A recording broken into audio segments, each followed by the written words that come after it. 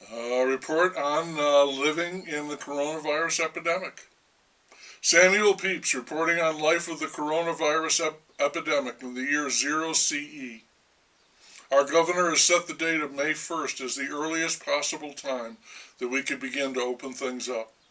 That's about 2 weeks away.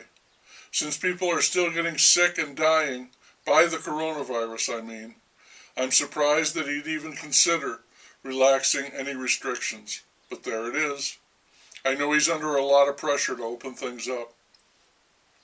The word is that black people are getting sick in numbers far greater than you'd predict from their percentage of the population. In New York, New Orleans, Chicago, Detroit, Atlanta, the numbers are alarming.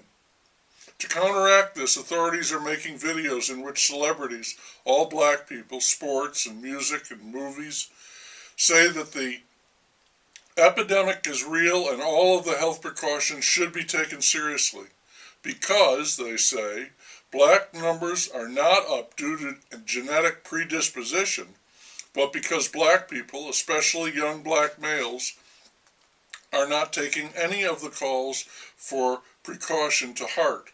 They think it is more of those goddamn white people trying to tell them what to do, and they're not going to listen to any of that jive bullshit. And the numbers say this is hurting them. That's pretty amazing, but it's also completely plausible. Even if it's killing them, black people will not listen to or believe what white people have to say. Ask the Indians, they would say, about the word of the white man.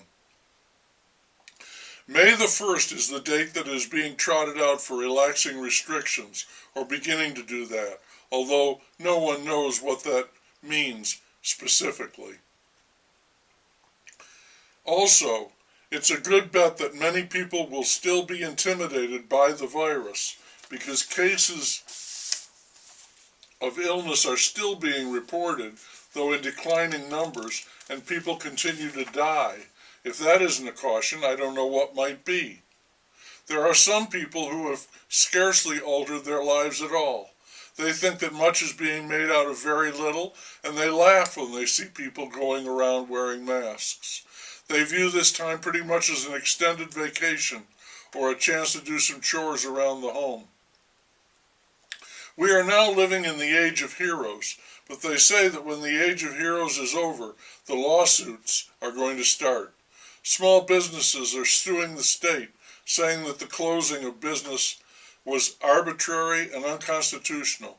The arbitrary part of it has to do with those businesses that were deemed essential and those that were not. In Florida, so I've heard, pro wrestling was called essential. Marijuana shops stayed open, liquor stores as well. A bridal shop was told to close. The owner has taken the state to court. I would urge the state to kiss and make up. The day is sunny and cool. We see many people out jogging and people walking their dogs and pushing baby strollers. There was a report on the internet that a scientist thought that sunlight killed the virus. People are making jokes about getting on each other's nerves in the confining privacy of the home.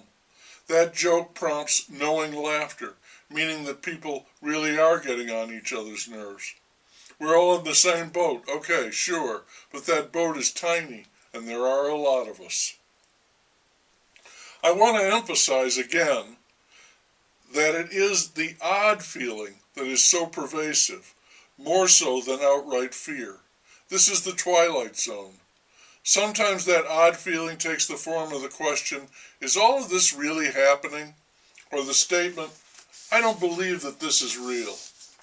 Because the peril is haunted by a sense of fantastic overreaction, erring on the side of caution, as perhaps never before in history. We evacuated and Vesuvius didn't blow. If the virus wasn't as bad as it was supposed to be, the reaction to it was. Financially, they say we will recover, and we will find a way to pay back the $2 trillion and the other countless billions showered on us by the government. But I think that is bluster and nonsense, claptrap, and poppycock. We will never pay back any of it. We'll ignore it or call it forgivable, and that has to further weaken what was already a shaky, shadowy economy. You can only play make-believe for so long, and then you have to face up to what you've done and admit that you can't pay the bill, not even partially. That's the deep, lasting damage I see. The virus effectively kicked us into a ditch.